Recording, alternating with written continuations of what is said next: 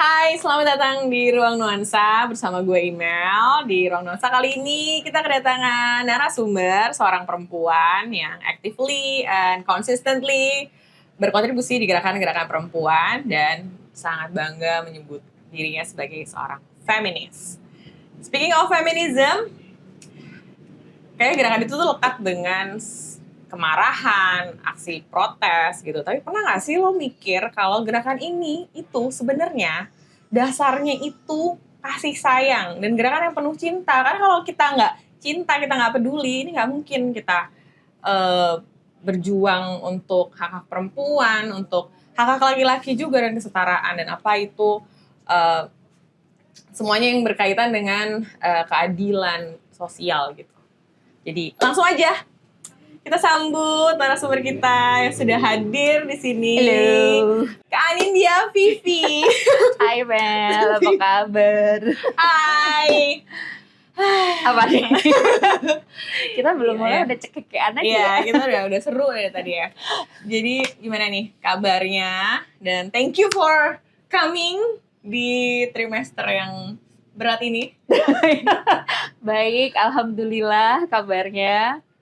Lagi mual-mual. Iya. Tapi aku pokoknya tiap hari kalau mau keluar pokoknya limit satu hari satu kegiatan di luar. And I choose this one today. Oh, thank you. Kayak ini banget ya. Lo tuh berhak untuk apa ya? Ya itulah mengeluh gitu kan emang berat banget loh. Kadang jadi mikirin sih kayak ibu-ibu yang gak punya privilege kayak gue untuk bisa milih bisa kapan di rumah, bisa kapan kerja dan segala macam, jadi kayak kepikiran banget sejujurnya. Kayak apparently I'm privileged enough untuk bisa milih bahwa gue cuma mau keluar satu kali aja gitu. Bisa memilih ya betul ya. Itu nggak semuanya sih ya perempuan bisa punya kayak gitu. Ada juga yang kayak lagi hamil terus mesti mengerjakan ini dan itu nggak bisa milih ya betul juga sih. Oke. Balik lagi ke narasi gue di awal bahwa feminisme itu lekat dengan kemarahan, lekat dengan terutama perempuan yang marah, terus mereka kayaknya tuh apa ya di mata masyarakat tuh kayaknya konotasinya tuh udah yang kayak ini apa sih maunya gitu, kenapa sih kok marah-marah terus, kenapa sih kayak ada aja yang salah gitu. Itu gimana lo menggambarkan bahwa membuktikan bahwa sebenarnya gerakan ini tuh enggak loh gitu, enggak marah-marah loh gitu, kita tuh bergerak pergi dari rasa sayang yang sangat besar untuk sama perempuan, untuk laki-laki yang juga tidak pernah tahu kalau mereka lagi diperjuangkan juga gitu. Kalau aku sih selama ini kalau misalkan ada orang yang bilang ke aku bahwa feminisme tuh hobinya marah dan segala macam, I think aku melihatnya ini sebetulnya adalah bagian dari seksisme. Oke. Karena namanya feminis itu kan seringkali kayak ya lo aktivis feminis gitu kan ya. Dan maksudku adalah kayak di saat kita bicara tentang aktivisme, semuanya itu benar katamu berawal dari rasa sayang gitu kan, rasa kasih, rasa cinta. Kita secinta itu sama tubuh kita sendiri, kita cinta sama teman-teman kita, sama sesama perempuan, kita nggak tega melihat kekerasan yang terjadi di dunia ini karena saking cintanya, dan kita melihat hal yang kita cintai itu diopresi, didiskriminasi, mendapatkan kekerasan. Orang mana sih yang nggak marah? Ya betul. Jadi kemarahan itu menurut aku it's most of the times itu bukan sesuatu yang negatif. Karena ya tadi kemarahan itu kan pasti ada alasannya, ada hal yang tersakiti. Seharusnya orang melihat ketidakadilan, ya responnya apa? Marah lah ya, betul, bukan malah kayak udah deh gue santai aja gitu kan. And that happen a lot gitu kan, karena orang mungkin merasa bahwa ini bukan masalah gue, tapi di saat kita bicara dalam konteks-konteks feminisme, kita melihat ya tadi opresi yang dialami orang lain itu juga masalah kita gitu, dan kita tergerak gitu kan ya untuk melakukan sesuatu. Dan selain itu, kenapa aku bilang ini juga bagian dari seksisme, karena aku nggak pernah mendengar aktivis laki-laki dibilang tukang marah. Cuman aktivis perempuan aja yang selalu dibilang bahwa aktivis perempuan tuh hobinya marah-marah gitu kan ya. Most of the times probably kita itu nggak marah, kita cuman menyampaikan kefrustasian kita sebagai seorang perempuan. Kita menyampaikan frustasi. Siapa sih yang gak frustasi? Lo jalan di Jakarta ya, lo 100 meter aja berapa orang nge-catcall lo? Capek gak sih jadi perempuan gitu kan ya? Lo tiap hari ngeliatin berita ada aja perempuan yang dibunuh. Cuman karena dia perempuan gitu. wajar nggak sih kalau kita marah, dan sometimes it's just a frustration gitu kan. Gue tuh frustasi ngeliat ini semua, gue pengen gue tuh aman ada di jalan, gue aman ada di rumah gitu kan ya. Tapi karena masyarakat yang patriarkis ini melihat bahwa yang namanya perempuan you just have to endure. Lo harusnya diem aja, lo nggak boleh mempertanyakan posisi lo di masyarakat dan segala macam. Akhirnya kita langsung dilabelin lo itu nggak bersyukur. Kenapa lo nggak bersyukur? Marah-marah mulu lo, padahal sebenarnya kita nggak marah. Karena kalau dipikir-pikir, aktivis laki-laki marah-marah nggak? Marah-marah tapi lo nggak pernah denger gitu kan, kayak dibilangin kayak aktivis laki-laki marah-marah mulu gitu. Pasti yang perempuan yang digituin. Dan mau seperti apapun cara kita menyampaikan, itu pasti ya tadi karena akarnya adalah seksisme.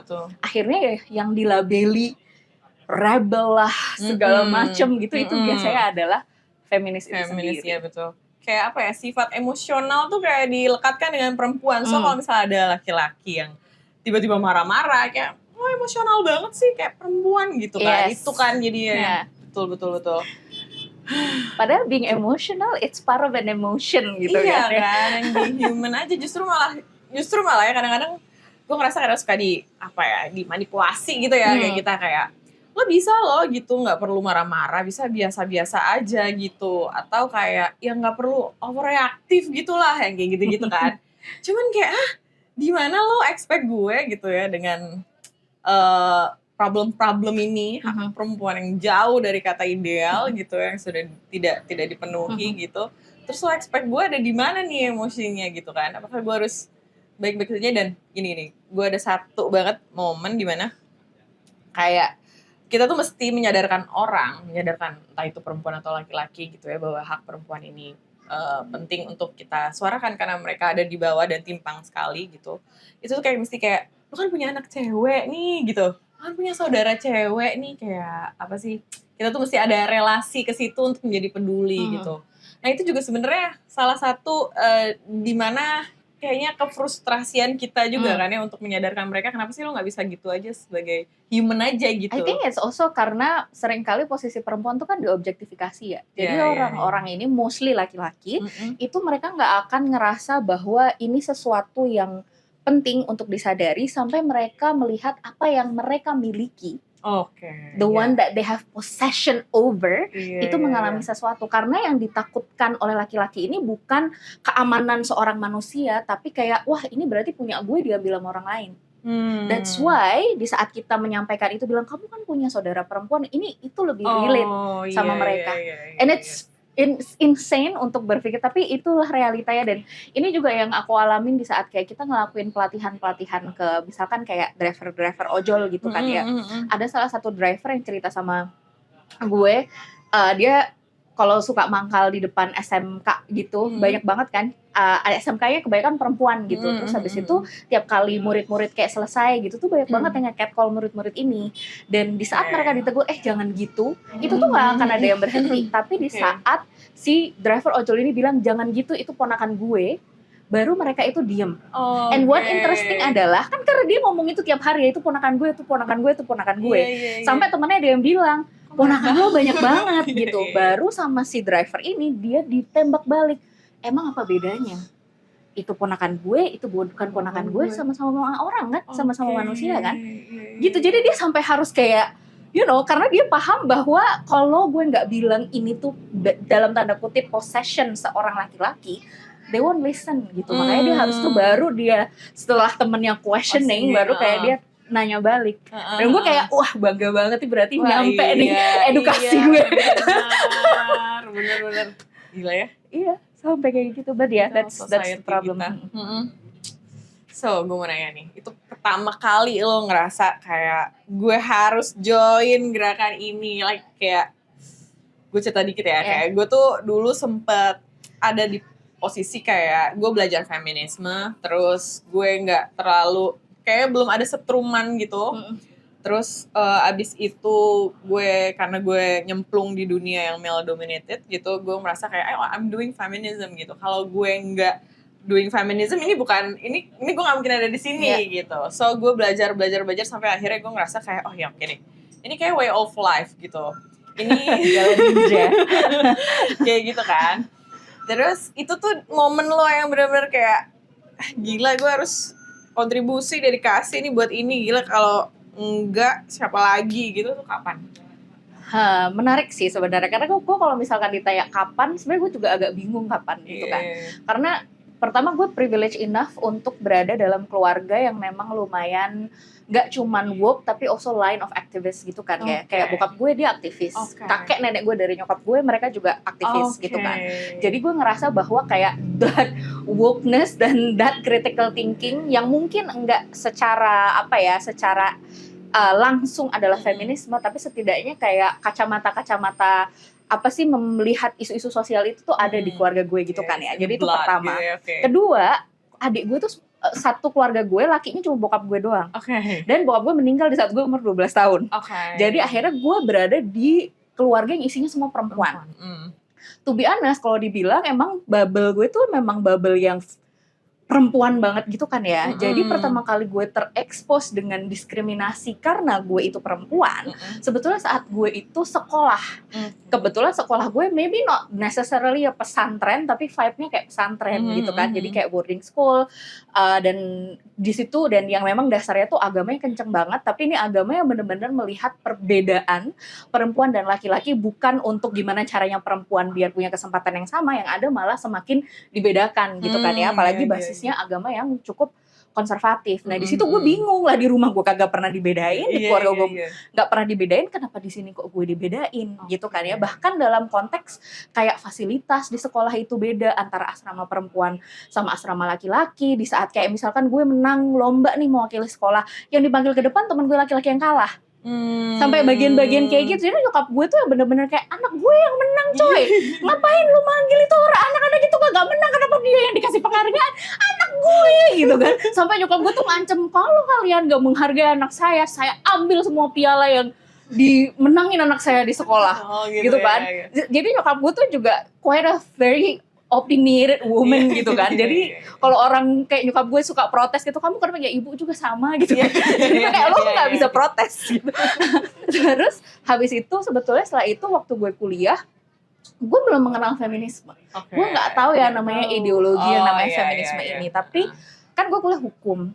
Waktu zaman KKN gue disuruh, gue ini nggak jauh di kota yang nggak jauh dari, masih di Jawa Tengah, yang bener-bener itu ngelihat waktu itu ceritanya programnya adalah memberikan kayak ngundang dosen untuk ngasih penyuluhan hukum gitu kan ya, kasus-kasus hukum. Sebenarnya kasus yang dikonsultasikan mostly adalah kasus-kasus sengketa waris tanah, yang kalau orang melihat secara umum has nothing to do with gender issue, right? Tapi begitu kita ngelihat isu di dalamnya, kenapa kok bisa ada sengketa waris? Ternyata banyak nikah siri. Kenapa nikah siri terjadi? Karena perkawinan yang dikawinin anak. Then you see bahwa di dalam layer itu semua ternyata ada isu gender. Ternyata ada diskriminasi dan kekerasan yang dialami perempuan yang akhirnya membuat ini menjadi sengketa yang korbannya adalah perempuan. Di situ gue baru realize, gue ini hidup privilege banget, Jir. Gitu kan? Gue hidup yang ini kota nggak jauh dari, cuman 2 jam dari kota kelahiran gue yaitu Semarang. Besar gitu. Yang ternyata ternyata masalah ini tuh masih ada. Ini di Pulau Jawa gitu kan. Gue mikirnya gitu kan. Jadi disitulah gue mulai merasa bahwa ternyata jadi perempuan itu sesulit ini ya. Maksudnya gue aja yang cuma ngerasa dikasih fasilitas beda aja, gue gimana gitu. Sampai di desa coy, anak umur 12 tahun dinikahin sama aki-aki umur 30. Kok 30? 30 sama aki-aki. Aki-aki. Mohon maaf, aku juga 30-an.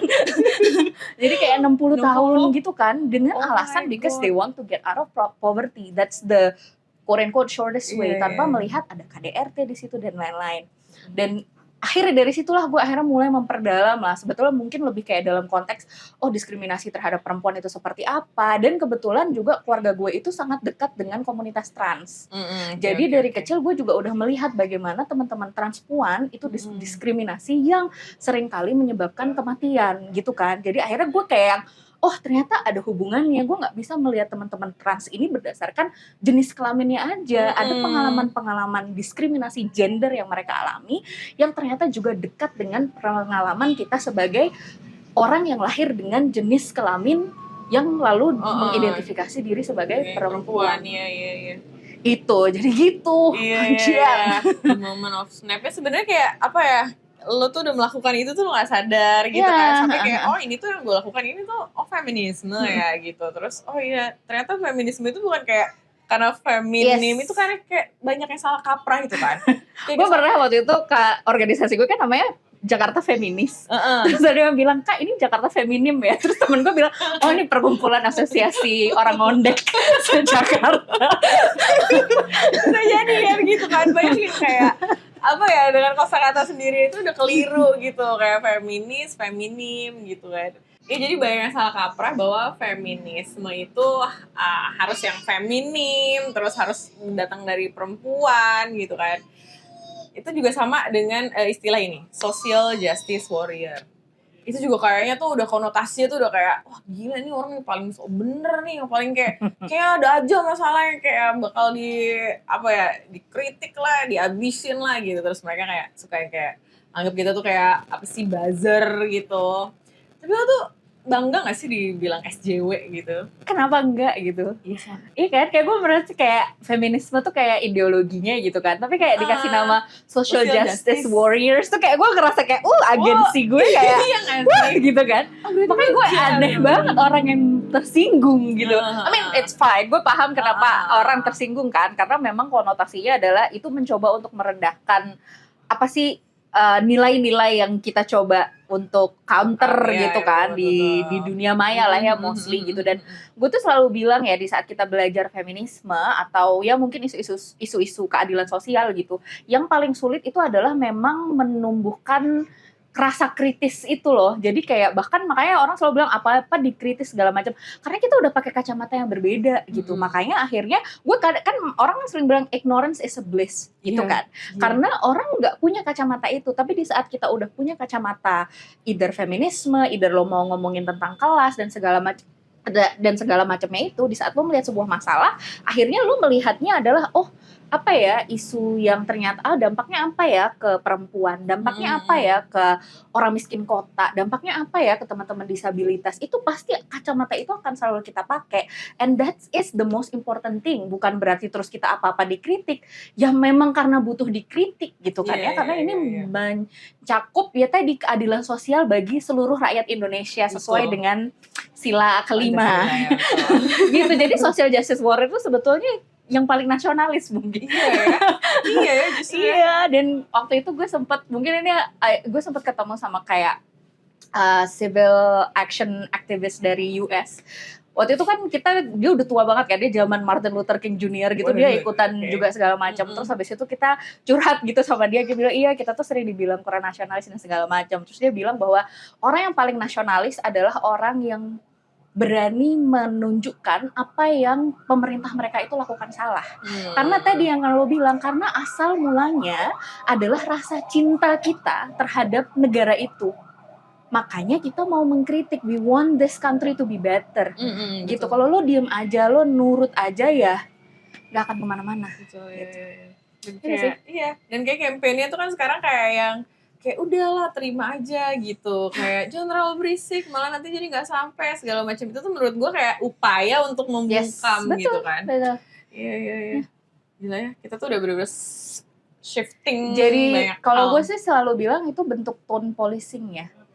Jadi kayak bahkan nada lo untuk mengkritik itu diatur sedemikian rupa. Mana sih yang dalam tanda kutip acceptable, mana yang gak acceptable gitu. Di saat kita keras, kita mengkritik dengan cara kita sendiri, yang dianggap kamu nggak ngomongnya yang sopan dong gitu. Lu nggak sopan nyolong duit rakyat gitu kan? Ya kan, lu kok gue disuruh sopan gitu. Kenapa gue harus sopan sama orang yang mengambil hak kita gitu kan ya. Lu sendiri perilaku lu nggak sopan, bentuk lo aja kesannya kayak rapi dan segala macam, but doesn't mean your behavior is sopan gitu kan. Gitu. Dan menurut gue jadinya tone policing, kayak kesannya kayak ada cara-cara yang apa sih paling bener gitu kan ya. Mau kita paling bener pun, mau kita dalam konteks kita halus, dalam konteks kita di jalan dan melakukan demonstrasi dan segala macam, mana sih yang didengar?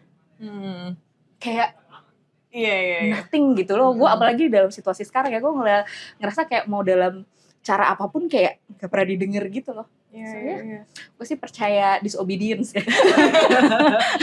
Iya lagi, dan itu penting loh, penting untuk lo tunjukkan supaya kayak orang-orang ini memiliki contoh bahwa kayak penting ya untuk bersuara, tetap bersuara ya gitu. Mungkin ada yang mau sampai mungkin ada ya orang yang kayak gue tuh mau ngomong tapi karena di lingkungan gue nggak ada yang ngomong dan nggak memberi contoh dan kayak mungkin nggak memberikan contoh keberanian itu gitu. Jadi mereka stres sendiri dengan baca-baca scrolling semua berita. I mean, to be honest, kembali lagi sih, aku juga merasa bahwa there is a certain level of privilege di saat kita bisa menggunakan platform kita untuk bersuara gitu kan ya. Banyak teman-teman yang mungkin dia sebenarnya, contohnya banyak teman-teman gue yang memang bagian dari, misalnya dia ASN gitu kan ya. Di saat dia bersuara yang ada takutnya dipecat, dia kehilangan pekerjaan dan segala macam. But I'm sure there are other ways untuk kamu bisa melakukan sesuatu. Keep yourself educated, maksudnya terus mengikuti dan segala macam, melihat, or even kayak di close friend lo aja lah di sosial media dan segala macam, expressing your kayak gitu. Menurut gue tuh I think that's still something gitu. Even lo punya perasaan bahwa there's something yang nggak bener di situasi ini, menurut gue itu tetap sesuatu yang seenggaknya ignite your sparks to fight gitu sih, kalau gue ngerasanya gitu sih. Iya, join the fight gitu. Kita juga nggak bisa tone policing on how people should express their anger sih sebenarnya. Iya sebenarnya itu sih yang penting. Karena kita nggak boleh ada standar kayak dengan lo segini lo jadinya peduli atau lo lebih nggak peduli gitu kan. Kita lagi nggak balapan untuk siapa yang lebih peduli gitu kan. Cuman memang cara-caranya memang nggak semua orang punya privilege itu, benar.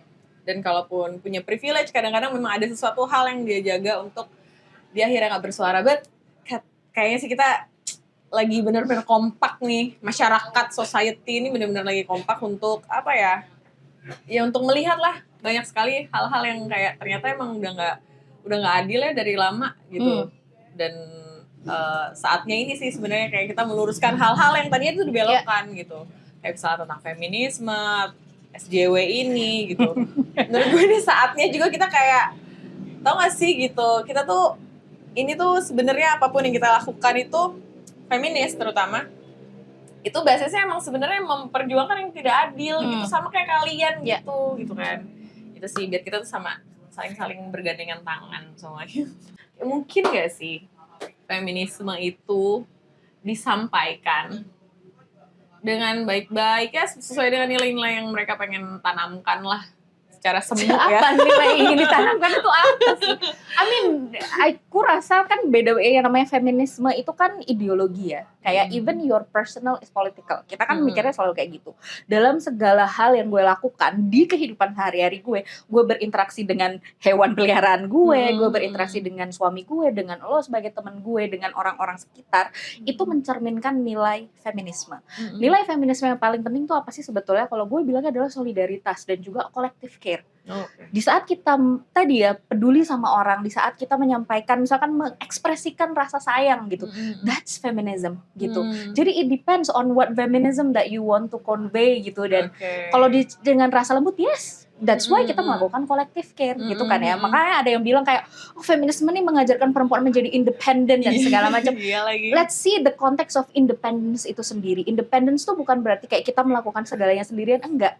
Tapi kita membentuk support system yang akhirnya bisa membuat kita tuh sama-sama berdaya gitu loh. That's the point of being independent di saat kita ngomongin feminisme. Karena buktinya apa? Sekarang kita ngomongin kekerasan seksual nih, misalkan contohnya. Siapa sih selama ini yang benar-benar ngebantu korban? Apakah pemerintah? Teman-teman masyarakat sipil juga, lembaga layanan dan segala macam. Di saat kita memberikan that service untuk membantu perempuan-perempuan yang mengalami kekerasan, that's feminism, that's collective care gitu. Jadi apakah ini disampaikan dengan cara yang kasar? Tidak. Iya betul. Ada softness di situ, ada love di situ. Kecuali kalau kita lagi aksi, gitu kan. Dan mostly aksi yang kita lakukan juga aksi damai kok. Iya kan, maksudnya kita contohnya Women's March lah, kita kampanye IWD lah, Hari Buruh dan segala macam. Yang kasar siapa sih sebetulnya? Kita atau yang di sebelah sana, gitu kan? Apakah kita bawa gas air mata? Tidak.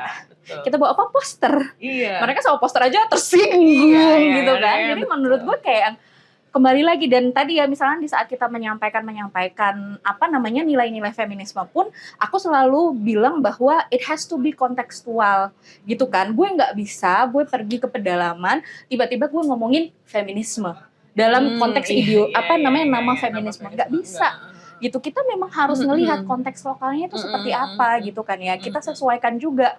Teman-teman di sini pemahamannya apa sih sebetulnya?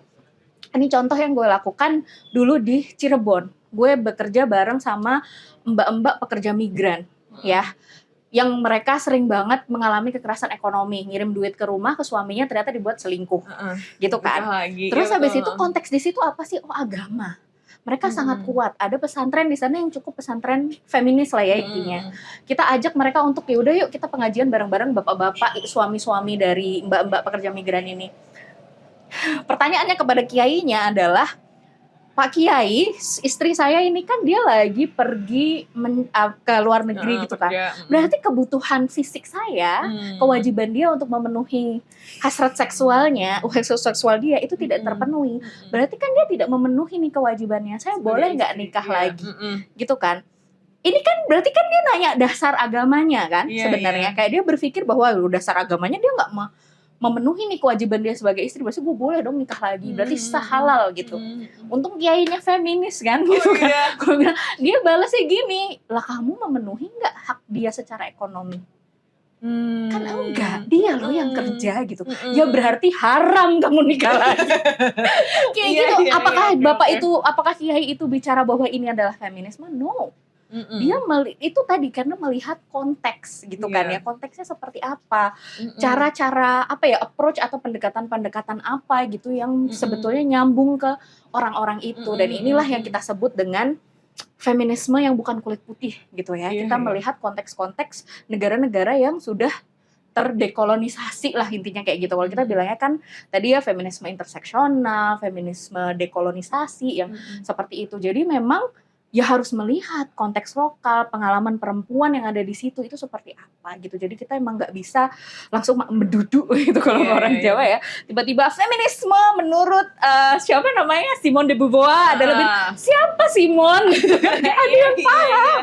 Gitu. Iya sih ya, bener sih. Itu kayak akan lebih relate gitu ya kalau kesini. Iya, sementara orang-orang yang lihat memang itu feminisme banyak alirannya nih gitu, dan memang kebanyakan feminisme yang kulit putih gitu, memang yang nggak sampai sana gitu kita tuh belum sampai sana gitu, masih banyak hak-hak yang kayak ini dasar banget tapi tertinggal gitu kan.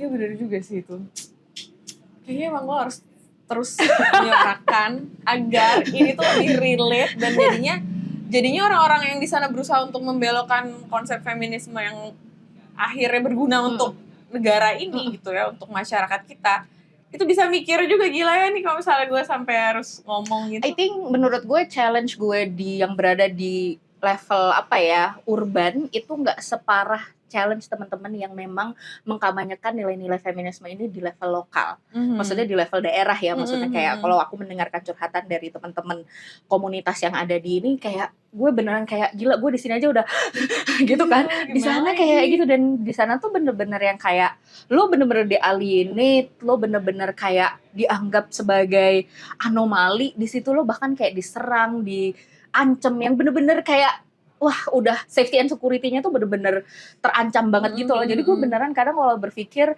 teman-teman yang memang berjuang mengadvokasikan, mengkampanyekan, oke kita nggak ngomong nilai feminisme lah, nilai kesetaraan gitu misalkan, itu di daerah itu menurut gue salut banget sih sama mereka.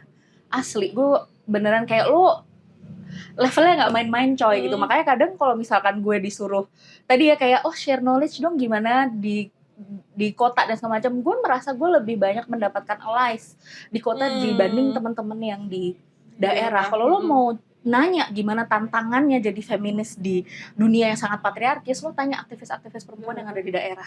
Menurut gue mereka jauh lebih punya banyak pengalaman, lebih mumpuni, lebih jago lah untuk bisa gitu. Kalau ditaruh di kota udah pasti beres ya, karena mereka di daerah levelnya udah. Iya, kebayang gue. Terus gimana menurut lo? Kalau gue ngomong gue anti feminisme, apa yang akan lo sampaikan? Again, freedom of thoughts, freedom of speech. Iya. Gue gak akan menyampaikan apa-apa sih kalau lo gue malas aja ngomong-ngomong gitu. Kayak kemarin juga ini tuh sempet dibahas juga gitu kan. Terus gimana ya meng-counter ini gitu kan. Terus ada salah satu temen gue yang dulu pernah jadi komisioner Komnas Perempuan, dia bilang bahwa Kalau dia sudah menyebutkan dirinya menjadi anti feminisme, ngapain kita engage? Karena kita tahu dia akan berbeda sama kita. Mendingan kita ngabisin tenaga kita untuk nge-engage sama orang-orang yang mungkin masih bisa kita anggap masih kayak abu-abu alay gitulah ya. Walaupun menurut gue memang di situasi di mana kita nggak hanya ngomongin anti feminisme ya, kita ngomongin anti gender, kita ngomongin anti HAM, kita ngomongin fasisme dan segala macam ini yang sedang bertumbuh nggak hanya di Indonesia dan juga di konteks global gitu. Menurut gue memang ini sesuatu narasi yang perlu di counter gitu kan ya. Tapi kembali lagi energi lo mau langsung ngerespon ke dia atau yaudah kita bahas aja secara umum. Apa sih miskonsepsi yang dimiliki orang-orang yang anti HAM, yang anti gender, yang anti feminisme dan segala macam. Jadi menurut gue lebih ke situ sih, kayak I'm not gonna talk to you, but I definitely gonna address your points. Kayak gitu, itu sih. Kalau gue sih ngeliatnya kayak gitu, ngapain gue ngabisin energi gue lagi hamil lagi bu? Iya. Peace of mind. Iya betul, menjaga. Itu sih, kadang-kadang kita kan kayak itu, kesannya kayak hidup jadi feminis tuh kayak nggak pernah santai gitu. Padahal kita sangat-sangat memilih ya. Kayak siapa yang mau kita langsung ajak ngomong, siapa yang... Gue dulu ada sih masanya di mana gue merasa kayak semua orang harus gue pak gitu kan. Tapi lama-lama stres juga gue kan, belum masalah negara ini banyak gitu yang gue kayak everyday gue mikirin kok ya ada orang ya tega banget kayak gitu kan ya. Belum lagi kan maksudnya kerja gue juga kebanyakan kan misalkan pendampingan terhadap kasus dan segala macam, so I rather focus myself di situ, kalau enggak habis energi gue gitu kan. Jadi ya udah gue melakukan hal yang menurut gue signifikan gitu. Cuman kalau ternyata gue sebagai anti feminis nih, gue ternyata dipakai ya narasi gue untuk counter gitu, atau gue justru malah melahirkan gerakan baru yang banyak followersnya gitu. Itu tuh apa sih, kayak menurut gue kan itu bukan sesuatu yang baru ya anti feminisme. Iya sih. Ngerti kan? Maksud gue kayak orang yang anti feminisme itu kan banyak titelnya gitu kan ya, ada yang menggunakan narasi agama, ada yang menggunakan narasi kapitalisme gitu. Jadi menurut gue merasa kayak this is not something new gitu. What new adalah karena mereka perempuan. Ya kan? Karena kebanyakan mereka yang menarasikan anti feminisme yang membenturkan konsep tadi feminisme dengan konsep apa yang mereka percaya sebagai what is it called, matriarkal dan segala macam. Ya kan, yang menurut gue kayak you can't see the difference between a matriarkal konsep dengan feminisme gitu. Bahkan itu pun gue nggak bisa ngelihat bedanya gitu kan ya. Kayak kemarin gue sempat bahas juga kan di agi gue bahwa nggak semua pemimpin perempuan atau mereka yang basically kayak the matriarch of something itu punya nilai feminisme, karena bisa jadi malah mereka mengamini nilai-nilai patriarki. Jadi jangan samakan konsep-konsep matriarkal yang mengamini feminisme, mengamini patriarki itu sebagai bagian dari kelompok feminis yang ada mereka malah menggunakan feminisme untuk menjustifikasi nilai-nilai patriarki, karena mereka bilangnya kayak kan itu pemimpinnya perempuan, berarti itu nilai-nilai feminisme. Kita nggak hanya ngomongin masalah whether you're a woman then you can be a leader or like a head of something gitu kan ya, tapi kita juga lihat nilainya. Kita juga perlu mengkritik perempuan-perempuan yang berada di posisi leader atau posisi whatever you wanna call yourself gitu kan ya, posisi di atas itu yang ternyata malah melanggengkan nilai-nilai patriarki gitu. Jadi menurut gue kayak lo nggak bisa menyamakan just because she's a woman doesn't mean dia nggak patriarki gitu kan ya. Jadi menurut gue itu sih. Jadi kayak gue melihatnya kayak nih orang kayaknya menyamakan everyone who leads itu adalah konsep feminisme gitu. Itu kayak hal yang gampang gak sih buat mereka lakukan gitu. Mereka kayak lebih cari picking aja gitu menurut gue. Dan mereka mungkin nggak lebih familiar dengan sesuatu yang kompleks kayak gitu kan. Ya itu kayak perlu diterapkan deh. Diterapkan di mana? Terapkan di pos-posan. Kita repost gitu gak sih? Iya makanya. Iya gitu. Amin, yang sebetulnya yang perlu dipikirkan adalah ya kayak tadi ya, mungkin ngerespon kayak gue males aja gitu ngasih panggung. Iya sih benar. Kayak extra stage terhadap sesuatu yang sudah rampant banget gitu lah. Kalau aku bilang sebetulnya kayak di saat kita ngomongin anti feminisme, anti HAM, anti gender, ini kan sebetulnya posisinya semakin kuat narasi tersebut, semakin membahayakan keamanan dan juga keselamatan kita sebagai perempuan. Khususnya di saat kayak anti feminisme ini kan dia mencoba untuk kayak menginvalidasi gerakan-gerakan yang sebetulnya juga membuat dia bisa berada di posisi itu. Iya betul. Gitu kan? Betul. Ya, that's also the think like kayak lo paham gak lo ada di posisi ini, lo bisa berada di depan kamera, lo bisa menulis buku sendiri, lo bisa melakukan segala macam hal ini juga merupakan bentuk dari hasil perjuangan feminis gitu. Betul. And it's also the same thing di saat teman-teman feminis itu suka mengkotak-kotakan juga gitu kan, oh lo feminis marxis, lo feminis liberal, lo feminis gelombang 1, gelombang 2, gelombang 3. The thing is, gelombang feminisme itu memang berprogres. Berprogresnya itu kan emang untuk menjadi lebih baik lah ya, untuk mengakomodasi, oh ternyata ada nilai-nilai yang belum masuk nih gitu kan ya di feminis gelombang berikutnya. Tapi walaupun memang benar lo nggak bisa jadi feminis liberal sekarang karena memang situasinya memang udah jauh lebih kompleks dan memang kita udah mulai menyadari yang namanya interseksional dan segala macam. Tapi bukan berarti feminis gelombang 1, gelombang 2 ini tidak memberikan kontribusi terhadap gerakan feminisme yang ada sekarang. Right to vote contohnya, suffragette movement dan segala macam itu kan ada di feminis gelombang 1 gitu kan ya. Apakah dia kalau misalnya kita ketemu sama orang yang white feminism, jelas itu kayak no banget gitu. Tapi the thing is, feminisme di gelombang itu tetap memberikan kontribusi. Tapi kita berkembang. Yang salah adalah mereka yang stuck ada di feminisme gelombang itu. Dan aku melihat bahwa teman-teman anti feminisme ini juga melihat yang namanya feminisme hanya terbatas pada feminisme apa ya kalau gue bilang kayak yang diamini oleh Taylor Swift, mungkin gue gak ngerti deh. Kayak feminis kulit putih banget gitu loh yang dia lihat, tapi dia malah gak melihat bahwa ada konteks-konteks feminisme yang dilakukan oleh perempuan-perempuan di Indonesia yang sudah interseksional, yang udah terdekolonisasi gitu, itu malah dia gak lihat. Dan balik lagi kayak tadi gue bilang, nilai-nilai feminisme yang paling gue suka sebetulnya adalah tadi solidaritas dan juga kolektif. Kayak gimana sih gue bisa menemukan support segede ini kalau gue gak berada di komunitas perempuan, komunitas teman-teman yang memang feminis gitu, yang memang benar-benar mengamini nilai-nilai feminisme gitu. Jadi gue rasa itu sih yang mungkin gue bilang salah kaprah kali ya. Iya, tapi salah kaprahnya itu bikin jadi, tau gak sih, orang yang kayak dia tuh lagi doing feminism tapi kayak nggak mau gitu loh, enggak gitu, kayak nggak ngerti apa sih biar apa ya kayak biar gitu apa gitu. Kadang-kadang kayak enggak, lo bisa sampai ada di biar titik ini anti mainstream aja atau mungkin gimana ya, sih, gue juga mungkin kayak pick me banget gitu kan. Jadi kayak enggak, lo tuh sampai ada di titik itu tuh perjuangannya gila-gilaan loh. Kita bisa ngomong depan kamera gini kan, kayak enggak, lu gak tiba-tiba lahir terus lu bisa dikasih banyak privilege. Enggak, itu orang ada yang perjuangin dari awal gitu kan. True. Itu yang kayak dan I think it's also like another things nih, di saat kita ngomongin interseksional, kayak orang berpikir bahwa di saat lo udah berjuang di satu isu yang dianggap isu feminis, that's enough gitu. Kayak gue tahu temen gue tadi habis kayak agak sedikit berantem di DM sama salah satu anggota DPR perempuan. Yang dia bilang kayak, kamu nggak ngelihat track record saya ini dulu menyetujui UU TPKS gitu, saya dulu pro terhadap UU TPKS. Terus dia kan kasih tahu, dia bilang gini ke gue, karena dia relate sama isu undang-undang TPKS, karena dia merasa mungkin dia pernah menjadi korban dan segala macam. Tapi yang namanya orang yang punya interseksional, dia nggak relate coy sama kemiskinan. Makanya dia nggak melihat bahwa isu kemiskinan ini sesuatu yang perlu diperjuangkan, karena dia nggak relate sama, dia nggak miskin bun gitu kan. Jadi dia nggak relate. Tapi yang namanya feminis, khususnya feminis interseksional, kita nggak bisa hanya melihat selesainya isu seksisme, perempuan lain langsung aman, damai, sentosa.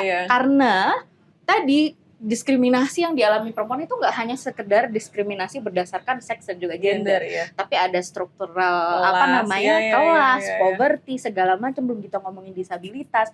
Jadi kita menyelesaikan seksisme, perempuan Papua contohnya masih mengalami rasisme, gitu kan ya.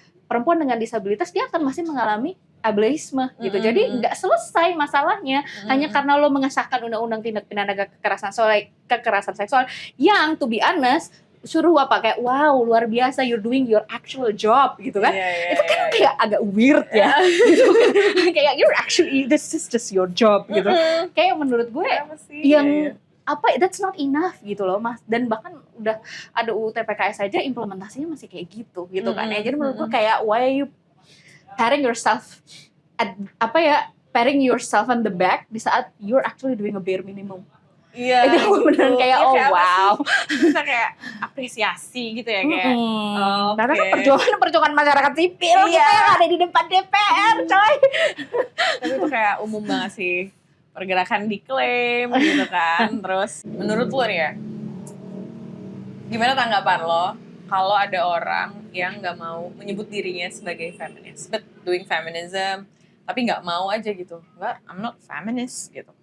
Ya nggak apa-apa sih. Nggak apa sih ya. Ya maksud gue kayak ngapain juga gitu maksa apa namanya, balik lagi ya kayak tadi kita ngomongin tone policing gitu kan. Itu juga sama di mana kayak gue nggak bisa mendikte lo mau mengidentifikasi diri lo sebagai apa dan siapa gitu kan ya. That's also part of feminism kan, memberikan freedom kepada mereka untuk bisa mengidentifikasi diri mereka. Malah menurut gue sebetulnya yang penting adalah bagaimana lo mengamini dan juga mempraktekkan nilai-nilai itu. Percuma di saat lo bilang bahwa gue feminis gitu, tapi lo nggak mempraktekkan dan nggak melihat itu sebagai bagian dari personal is political gitu. Lo ngomong lo feminis tapi lo masih melakukan kekerasan. Lo bilang lo feminis tapi ya tadi lo bikin kebijakan yang menguntungkan oligarki dan penguasa gitu kan ya. Lo feminis tapi lo ternyata ya tadi kayak kolektif care-nya nggak ada. Lo hanya mencoba mencari manfaat untuk diri lo sendiri dan teman-teman lo. Menurut gue itu bukan nilai feminis gitu kan ya. Mending orang yang tadi ya kayak bilang kayak gue bukan feminis, tapi ternyata nilai-nilai yang dia praktekkan itu ternyata mengamini ruh dan prinsip-prinsip feminisme. Kayak contohnya itu kan orang punya banyak banget apa sih kayak bahasanya pasti kayak konotasi tersendiri terhadap misalkan bedanya wanita sama perempuan gitu kan ya. Kayak pemberdayaan wanita itu tuh kesannya kayak suara orba banget gitu kan. Tapi gue selalu bilang kayak dulu gue tipe orang kayak wanita sih, wanita tuh kan wanita gitu wanita ditoto, perempuan tuh kan empu gitu-gitu. Sekarang gue udah di posisi kayak terserah deh lo mau ngomong wanita perempuan, yang penting lo paham yang namanya perempuan itu berarti nyantol juga nih pengalaman gendernya gitu kan ya. Lo ngomongin wanita, pemberdayaan wanita, bahasa lo masih orba, kalau misalkan nilai-nilai lo itu ternyata menggunakan prinsip-prinsip feminisme dan akhirnya hasilnya adalah kesetaraan terhadap semua gender, semua identitas, ya lo feminis gitu. Atau ya lo mau dibilang feminis ya udah nggak apa-apa gitu. Jadi kalau gue ngelihatnya adalah it's better for you not to identify yourself as a feminist di saat lo mengamini nilai feminisme daripada lo bilang lo feminis tapi ternyata lo malah yang menciderai citra-citra feminisme itu sendiri. And that's why sometimes tadi ya stereotype terhadap feminisme itu juga bisa hadir tuh sebetulnya ya karena banyak orang-orang yang ngaku nih dirinya feminis tapi ternyata nilai-nilainya tuh nggak feminis gitu.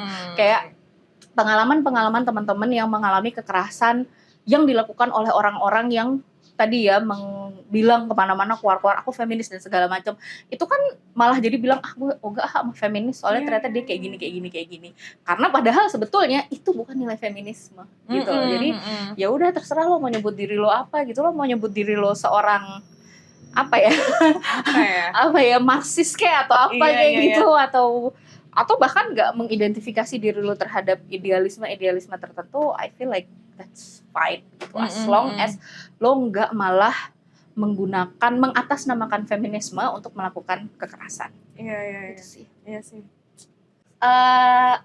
Kesimpulannya sebetulnya kayak tadi sih, kalau aku bisa bilang bahwa yang namanya feminisme itu nggak hanya ngomongin tentang ketidaksetaraan gender, tapi kita juga ngomongin tentang ketidaksetaraan terhadap kelas, terhadap akses, terhadap kesempatan yang menurut aku ini juga diperjuangkan oleh feminisme. Kenapa kita akhirnya kalau aku bilang meng-highlight isu-isu gender, karena memang nggak bisa dipungkiri bahwa stigma gender, norma gender ini memperberat layer-layer diskriminasi dari teman-teman yang identitasnya udah termarginalisasi gitu. Jadi menurut aku itu kenapa penting di saat kita melihat orang yang mengamini nilai feminisme, di saat kita melihat feminisme, kita nggak bisa melihat di satu layer aja. Penting adanya interseksionalitas dalam isu, dalam sektor di saat kita menggunakan kacamata feminis. Itu sih.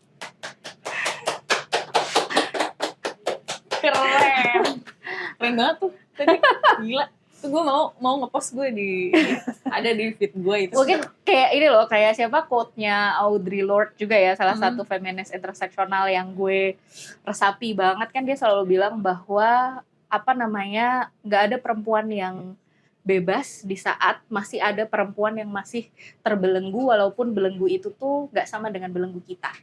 Jadi itu menurut gue yang benar-benar bikin kayak inilah interseksionalitas yang kayak tadi gue bilang, seksisme selesai bukan berarti rasisme selesai, harus semuanya dikerjain bareng-bareng, nggak ada mana yang lebih penting, every issue matters. Yeah. 2 kali aja tuh gue tangan. Gila keren banget.